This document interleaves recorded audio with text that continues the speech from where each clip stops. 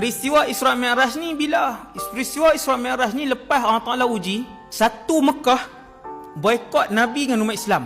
Siapa pun jangan jual, jangan cakap, jangan menikah, jangan berurusan dengan Muhammad dan semua ahli keluarga dia dan orang Islam. Berapa lama? Bukan 6 hari tau tuan, bukan 2 bulan. Hak orang tak jual beli ni 3 tahun. Sehingga Nabi bawa semua ahli keluarga terdekat dia.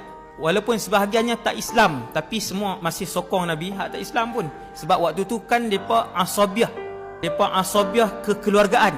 Nabi bawa ahli keluarga dia dan orang-orang Islam semua duduk di satu tempat nama Syi'ab Abi Talib. Habis 3 tahun, Nabi pun balik, apa semua duduk balik dalam kota Mekah semua ni. Terus Tuhan uji dengan satu ujian yang lagi berat, iaitu kematian sayap ataupun kaki kanan Nabi. Orang yang dianggap kaki kanan Nabi, Abu Talib pula meninggal. Selang beberapa bulan, sayap kiri Nabi ataupun kaki kiri Nabi, tuan tahu siapa? Sayyidatuna Khadijah. Tahun yang sama, tuan-tuan bayang tengok. Nabi tak habis lagi hak Abu Talib. Bukan kata tak habis lagi hak Abu Talib, hak boikot tak sah, baru habis saja. Kematian Abu Talib, kematian Khadijah. Sahabat boleh tengok kesedihan di muka Nabi sallallahu alaihi wasallam.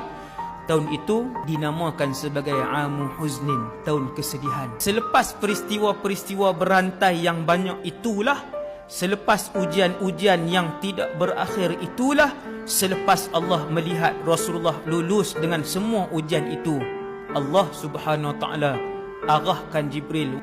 Wahai Jibril, turun, undang Muhammad dengan satu undangan khusus merentasi perjalanan langit. Perjalanan tu dinamakan Al-Isra wal Mi'raj.